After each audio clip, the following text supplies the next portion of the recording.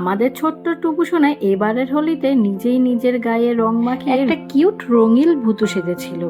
টুকু সোনা আমরা সবাই কিভাবে আর কি মজা করে এবারের দোল সেলিব্রেশন করলাম সেটা দেখতে হলে কিন্তু আজকের ভিডিওটা পুরোটাই দেখতে হবে। সকাল সকাল ঘুম থেকে উঠে ফ্রেশ হয়ে চলে এসেছি কিচেনে।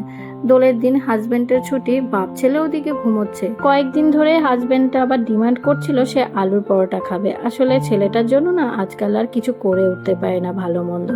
আজকে তো হাজবেন্ডের ছুটি রয়েছে, বাপ ছেলে ওদিকে ঘুমোচ্ছে, এদিকে আমি আর মা সকালবেলায় ওই ব্রেকফাস্টে আলুর পরোটার প্রিপারেশন শুরু করে দিয়েছি। আসলে ছেলেটা যত সময় ঘুমিয়ে থাকে ততক্ষণই আমি একটু ফ্রি থাকি, আর একবার ঘুম থেকে উঠলে মাম্মামের কোল ছাড়া আর কারো কাছেই সে যাবে না, ওই যায় মাঝে মধ্যে দাদানের কাছে। তাই যতক্ষণ ঘুমোয় ওই ঘুমিয়ে থাকতে থাকতে যতটা কাজ এগিয়ে রাখা সম্ভব সেটাই চেষ্টা করি। সকালবেলা ঘুম থেকে উঠলে প্রথমে কি জানো তো, চায়ের নেশা চেপে বসে। নেশা বলতে কি বলো তো, সকালবেলা 1 কাপ চা সাথে 2টো বিস্কুট খেলে না মন আর মাইন্ড দুটোই ভীষণ ফ্রেশ হয়ে যায়। টুবু সোনার জন্য কিন্তু আজকের ব্রেকফাস্টে পরোটা বানিয়েছিলাম। এই যে 2টো ছোট ছোট পরোটা, ওই যে আমাদের পরোটা ভাজার পর ফ্রাইং প্যানে যতটুকুনি তেল ছিল ওইটুকুনি তেলের মধ্যে এই পরোটা 2টো ভেজে নিয়েছিলাম। আসলে ও তো এখন আগে থেকে ধীরে ধীরে বড় হচ্ছে, তাই আর কি সব ধরনের খাওয়ার সাথে ওকে অভ্যস্ত করার চেষ্টা করছি। তবে ওই যে আলুর স্টাফিংটা ওর পরোটার মধ্যে দেইনি, কারণ ওতে তো আমরা মশলা দিয়েছিলাম, ও এখনও এইসব ঝাল মশলা খেতে শেখেনি।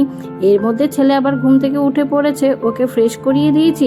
ছেলে আবার সকালবেলা ঘুম থেকে উঠলে মাম্মামের সাথে দাদানের সাথে একটু বাইরে বেরি করতে যেতেই হবে, মানে ওকে নিয়ে যেতেই হবে, এটা ম্যান্ডেটারি। দেখো ছেলের পাগলামি, ঘুম থেকে উঠে ওই পরোটা 2টো হাতে নিয়েই দাদানের সাথে বাইরে চলে গেছে। তবে মাম্মামকেও যেতে হয়েছিল 2-1 বার বাইরে। 1-2 বার ওকে সকালবেলা যদি ঘুরিয়ে না নিয়ে আসি না তাহলে মুড একদম অফ হয়ে থাকে। ওকে কোলে বসিয়ে একটু পরোটা ছিঁড়ে খাইয়ে দিয়েছিলাম, তবে 2টো পরোটা সে ফিনিশ করতে পারেনি।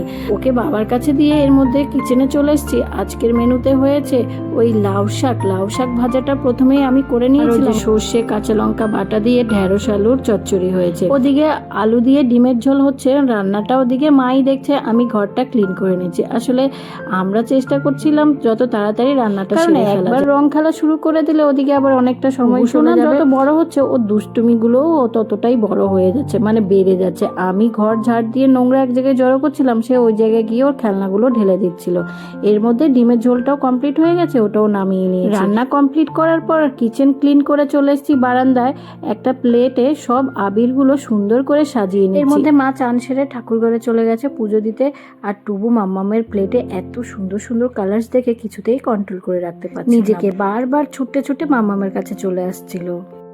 বেটা happy Holi, happy Holi, happy Holi, happy Holi. মা ঠাকুরকে আবির দিয়ে সাজিয়ে দিচ্ছে। এদিকে আমি প্রথমে বাবার পায়ে আবির ছুঁয়ে দিয়েছি। বাবাকে আবির ছুঁয়ে যেই হাজবেন্ডের পায়ে আবির ছোঁয়াতে গেছি সে কি কাণ্ড।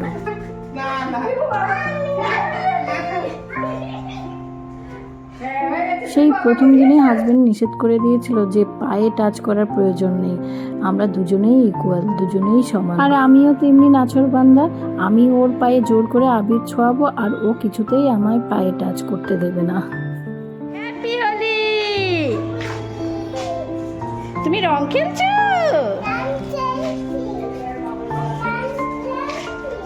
রং খেলছো? আচ্ছা।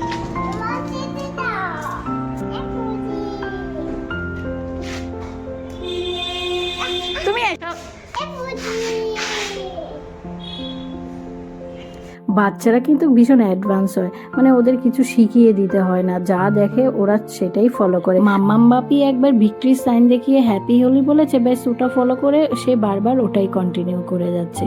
এর মধ্যে মা তো ঠাকুরকে আবির ছুঁয়ে দিয়েছে আর ওই তুলসী তলায়ও আবির দিয়ে দিচ্ছে। আমি যেহেতু এখনো চান করিনি তাই আর আমি আবির ছোঁয়াইনি।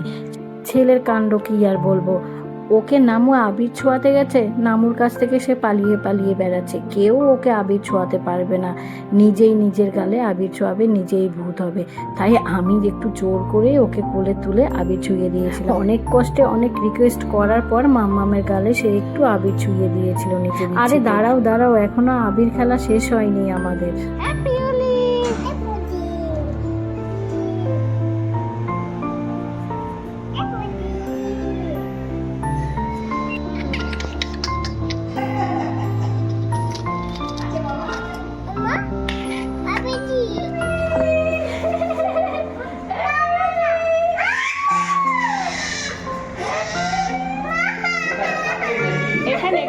তোমাদের বললাম না, টুবুকে কেউ আবির মাখাতে পারবে না, সে নিজেই নিজের গায়ে মুখে রং মাখিয়ে ভূত হবে।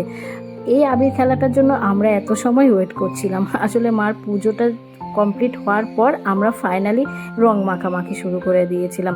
হাজব্যান্ড তো আমায় ভূত বানিয়ে দিয়েছে, আমিও ছাড়িনি, আমিও ইচ্ছে মতো রং মাখিয়ে ভূত বানিয়ে দিয়েছি। মার পুজো কমপ্লিট হওয়ার পর মাকে পায়ে আবির ছুঁয়ে দেন কপালে আবির ছুঁয়ে দিয়েছি। আসলে মা আর বাবাকে খুব একটা রং মাখাইনি, কারণ মা আর বাবা আর আগেই চান হয়ে গেছিলো।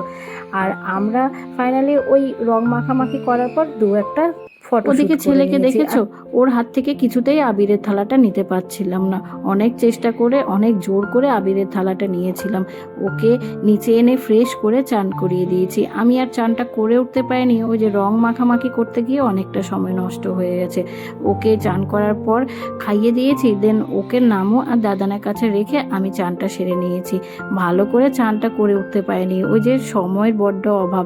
রং মাখামাখি করতে গিয়ে কখন যে সময়টা অনেকটা চলে গেছে বুঝতেই পারি। আমাদের ছোট্ট টুবু বাবু আজ রং মাখামাখি করে খেলাধুলো করে টায়ার্ড হয়ে পড়েছিল, তাই খাওয়ার পর আর বেশি দেরি হয়নি, ও ঘুমিয়ে পড়েছিল। ওকে ঘুম পাড়াতে পাড়াতে মা, হাজব্যান্ড আর বাবাকে লাঞ্চ সার্ভ করে দিয়েছিল। ওরা খাওয়ার পর আমি আর মা লাঞ্চ কমপ্লিট করে নিয়েছিলাম। ওই রং মাখামাখির ফটোশ্যুটগুলোই দেখছিলাম ফল খেতে খেতে। তো বন্ধুরা, এখন আবার দেখা হচ্ছে তোমাদের সাথে সেই বিকেলবেলা। টুবু তো বেশ বিন্দাস ঘুম লাগিয়েছিল। ঘুম থেকে ওঠার পর হাতে একটা বিস্কুট দিয়েছি, বিস্কুট খেয়ে জল খেয়েছিল। কি করছো, পুজো দিচ্ছ? পুজো দেবে? আচ্ছা। আজকাল না টুবু সোনা কিছুতেই তার মাম্মামকে ছাড়তে চায় না তার কাছ থেকে। মাম্মামের পিছু পিছু সেও ঠাকুর ঘরে এসে হাজির। ওই বিস্কুট খাওয়ার পর ওর সাথে কিছুক্ষণ কাটিয়েছি, ওকে নিয়ে খেলাধুলো করেছিলাম। সন্ধে হতে যেই আমি ঠাকুর ঘরে এসেছি পুজো দিতে, সেও মাম্মামের সাথে হাজির। আজকাল না ও আমাকে কিছুতেই চোখের আড়াল হতে দেয় না।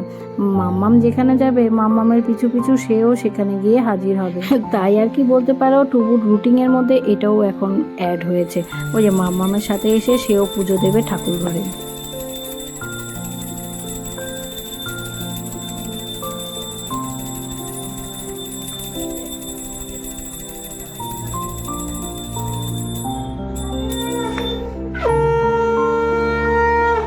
একটু আগেই তো তোমাদের বলছিলাম বাচ্চাদের কিছু শিখিয়ে দিতে হয় না। বাচ্চারা নিজেদের পরিবারে বড়দের যা দেখে সেটাই কিন্তু কপি করে। বিশেষ করে মাকে তো কপি করেই বাচ্চারা। ওই যে আমি প্রণাম করেছি সেটা দেখে সেও হাত জোর করে ঠাকুরকে প্রণাম করেছে। ঠাকুরের কাছে টুবু সোনার একটাই ডিমান্ড, ঠাকুর বিদ্যা বুদ্ধি দাও। আসলে টুবুকে আমি এই কথাটাই বলে দিয়েছিলাম, ব্যাস ও ঠাকুরকে প্রণাম করলে এই কথাটাই বলে। এটা কাকে দেবে? কাকে দেবে? আর তুমি খাবে? আচ্ছা। আজ সন্ধ্যের টিফিনে পেঁয়াজ, কাঁচা লঙ্কা, টমেটো দিয়ে ঘটি গরম মেখে মুড়ি দিয়ে সার্ভ করেছিলাম। টুবুকে আগেই খাইয়ে দিয়েছি। ওই যে দাদানের বাটিটা ও নিয়ে দাদানকে দেবে, আর দাদানের কোলে বসে এভাবে তুলে তুলে মুড়ি খাবে, একটু ঝুড়ি ভাজা খাবে। মানে একটু একটু ওকে খেতে দিলে খুব একটা বোধ করি খেতে হবে না, তাই আর কি অ্যালাউ করি। আমার আজকের ভিডিওটা এই পর্যন্ত। যারা দেখেছো, যদি কিছু ভালো লেগে থাকে লাইক কমেন্ট করে জানাতে ভুলো না।